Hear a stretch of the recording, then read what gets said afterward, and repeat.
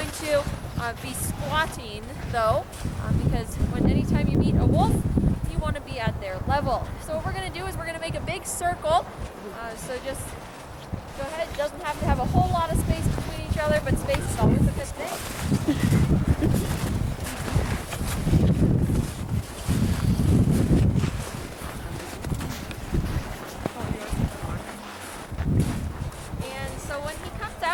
More than welcome to pet him.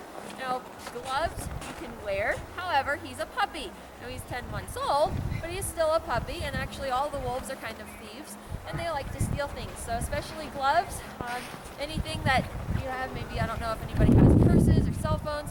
Yeah, like I said, you're more than welcome to take pictures, video of him if you want, but when he does come up to you, just make sure you have a good hold of those things. Your gloves, you're fine, but you might try and take them off your hands. Now Kenai, he is just a baby, so when he comes out, what you want to do is we're going to all squat on the ground so you don't have to sit in the snow. But when he comes over, you can pet him, and you want to pet him underneath. So you don't want to touch the top of his head or anything like that, because that's a dominant thing. And we don't want to scare him. Any questions about that? Okay, and then like I said, you're more than welcome to take pictures, video. We're going to make a couple of circles with him, and then maybe we'll even give some hot dogs out. So we'll see how he's feeling about it. So Kenai is 10 months old. He is a rescue. He came from Florida. Some folks had a bunch of exotic animals in their backyard. She actually has tigers, bears, and wolves, and unfortunately does not have any of them spayed or neutered. And so springtime came around, her husband got sick, they didn't separate the animals, and she wound up with 2 accidental litters with 11 pups total. So Kenai is one of those pups, and you can hear them talking about him leaving right now. And his brother and sister are living down at Mission Wolf. There are a couple of our wolf siblings living down there. But you will get a chance to say hi to Kenai when he comes out, and you'll see he is a black phase timber wolf, so that means he's still got black fur. He will be black predominantly throughout his lifetime, although when he reaches old age, he will probably get more of a white color. Only about 30% of the wolves do stay black throughout their life, whereas about 1% are white when they reach maturity. And here's his mom. So go ahead and squat down.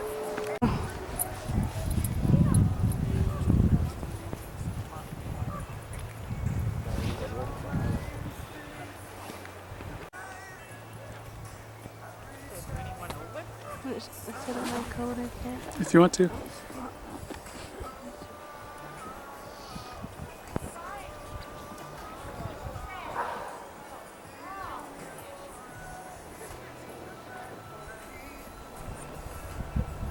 Very cute. Come on, Kenai. Come here, puppy. Kenai. They do know their names, but they're like cats. It's like, yeah, I know my name, but I don't really. Come on, sweetheart. Come on. Let's go. Come on. Kenai. And when he comes up, the best thing you can do is put your arm out towards him. That's an invitation for him to come over. And be careful because he comes over very quickly. Come on, sugar. Come on, Kenai. Come on, baby. Come on, baby. Come on, baby. What a gorgeous creature. You are licking your face, consider yourself very lucky because that is how wolves treat each other in the wild. And I promise you there is no dog breath to worry about. That's cute. This is all moving fast here. There you go. Kissies. Come on.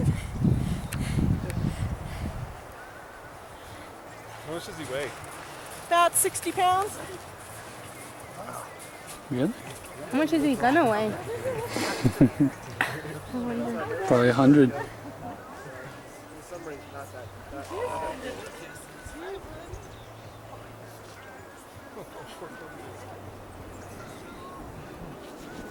It's like I see Riley. Come on. See him. Oh, well, that's fine. I don't want to. Come here. Okay, that eye is looking. There you go. Just So And they've been socialized just the same, you know, the times things have happened. But the genetics is not quite the same. Yeah. He's beautiful.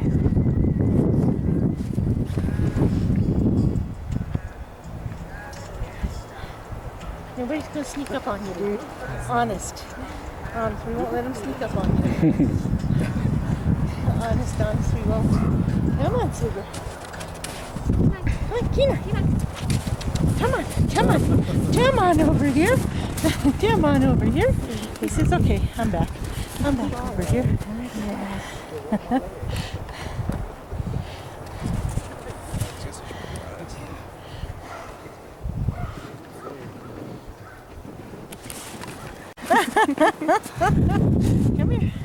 Come on, turn around. You get a picture?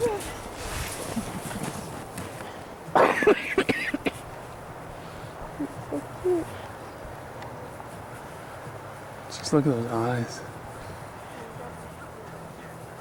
How big is he gonna get? He probably will get up to around 100 pounds when he's full grown.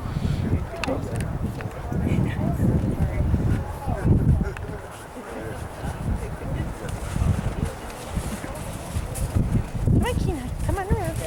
Come on around. Come on around. You know what, this morning? Just enough to cover up the ice we have on our trail. So watch your footing on our trail, because that it's very deceptive what might be underneath the snow cover that we have. So Michelle's helping me out. She's got the red fox with food. We have some beef, stew meat, steak, as well as giblets, you know, all those things that we don't like to eat in a chicken. Well, they've got that because we love that. So he's going to feed them over here. He is named Lika. They had another brother named Dakota, who we unfortunately lost 2 weeks ago. They are not babies. They are all adults. Dad is 11 and the other 2 are 10. And I'll explain a little bit what happened with Dakota. And I'll also explain a little bit about why 2 red foxes are white, because that is not normal. It is not seasonal. They don't change color because it's winter. It's because of where Mom and Dad came from. Dad, Yuma, and a female that was named Malika, many years ago we rescued from a fur farm. I don't know if you realize it or not, but in the United States we still have a large, thriving fur industry where we keep animals in pretty inhumane conditions, only to kill them to strip the fur off so that we can wear it. And it takes 50 of these to make a fur coat. Personally, I don't know why we do that anymore when we have other products to wear. And I think the fur looks a whole lot better on them than it does on us. They're in full winter coat right now, and they are absolutely gorgeous. But Mom, who was named Malika, she had been genetically modified.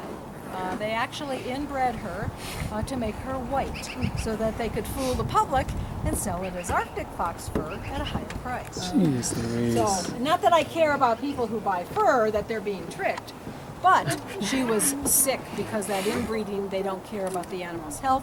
When she came here, she was pregnant. She gave birth to the 3 kits, that's what babies are called.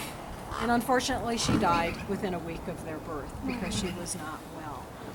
2 of them got the white fur, the genetic modification, but the one we lost 2 weeks ago got the health issues from Mom. He had cancer. He had had his front leg amputated because of bone tumors in it a year and a half ago, and unfortunately tumors popped up on his face. He ended up with 4 surgeries in 2013 on his face and going through chemotherapy. And unfortunately, he lost his battle with cancer 2 weeks ago. So we're still in the grieving process, having lost one of the animals that we take care of. But we're very glad to have all of the rest of them, and they're doing great, even losing their family member. A little bit about our sanctuary, because I don't know, has anybody been here before? All first-time visitors? Well, welcome. We are a sanctuary. We are not a rescue. We are not a breeding facility. We are here because these animals were born in some kind of a captive situation, and we either adopted or rescued them. Some were bad, like where Yuma came from, and some came from good locations, but they will never be released. They cannot be released. They would not survive. So our mission is to give them an extraordinary life, and we do that a lot of ways. We do that by inviting you to come in and learn about them, so maybe you can become a voice for our wild animals. We do it by giving them large enclosures. They average about an acre in size. For a sanctuary like us, that is actually quite large. They have open fencing, 8 feet up, 3 feet in the ground, because they're all jumpers and diggers. But they can see you, they can hide if they want.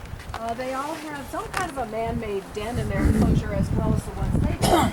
The red foxes lucked out. They got a double-decker condo and a wraparound deck. We also built the Sky Fox Freeway for them.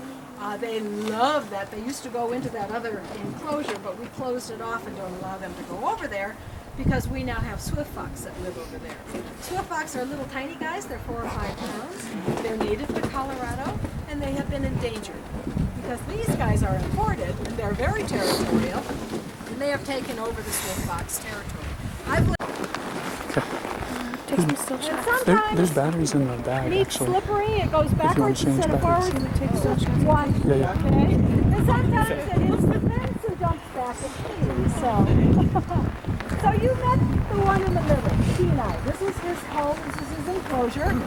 And the other 2 wolves are his foster parents. They are not his parents. Now all 3 of them are timber wolves, gray wolf, same thing, different name for the same animal. The 2 are brother and sister. This is Sakara, the female, and this is her brother, Ola. They are 6.5 years old. They'll be 7 this spring. They came from a sanctuary in Florida that is known for breeding and raising ambassador wolves. An ambassador wolf is what Kenai just is. He just left his enclosure to come out and meet you. He has been to radio stations, TV stations. He's been to Aurora, to the History Museum. He's been to Garden of the Gods. He is an ambassador wolf. These 2 don't do that. He likes to greet women in his enclosure. Kikoa loves women when they come in and see him. He doesn't like guys as much as he likes girls. Sakara's kind of a squirrely girl, so she usually keeps her distance from anybody and everybody unless she's pretty comfortable with you. She will come up to us if she's in the mood. So this great big boy, his name is Micah, and he is a 4-year-old timber wolf. He acts more like a teenage boy than he does an adult wolf. He is a beta wolf. She is an alpha. She is a leader in here. Her name is Kiara, and she is 9 years old. She's an Alaskan interior wolf. She's a subspecies of the gray wolf that would live in Alaska. These guys have been together for about 3 years. We got him as a puppy to live with her son, who had been so sick. When he turned a year, she had lost her partner, so we figured, let's try to put these 2 together. So we brought him down. She is like Princess. We can't walk her. We can't get a leash on her. So we had to walk Micah in front of her enclosure, and he was terrified. He thought she was going to eat him. We put him in a 10 by 10, and she got really playful, and you know how your dogs do with the butt up and the head down, let's play. Well, that's what she did, and he goes, okay. So we let him in. They went up behind the rocks. For 30 minutes, we didn't see him, so we nicknamed them the honeymooners. But they've been together 3 years, and now they're more like an old married couple. They do squabble, but for the most part, they actually get along pretty well. Questions on Micah or Kiara? Here, let me throw her something else. That's an elk head he's laying in front of. Oh, wow.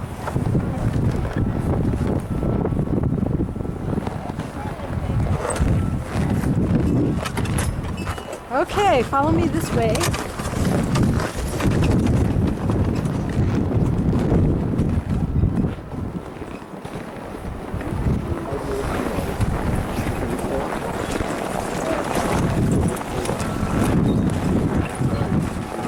This is Navi. Navi is a 3-year-old timber wolf. He has a brother and sister who look just like him that live at a sanctuary in southern Colorado. One of them is named Sam. So isn't he handsome? So we just got back from the tour. It's the moonlight feeding tour. They took us out for an hour. They showed us coyotes, red foxes, kit fox, and wolves, timber wolf, Arctic wolf, and mixes thereof. We got to see them feeding on frozen meat, frozen burgers, and steaks, as well as carcasses that roadkill and puncher's marine carcasses. We saw them in the enclosures. And at the end, we got to howl, and they all howled back. The coyotes were yipping, the wolves were howling. We would have filmed much more, but our hands were freezing. So I hope you enjoyed what we filmed. Enjoy.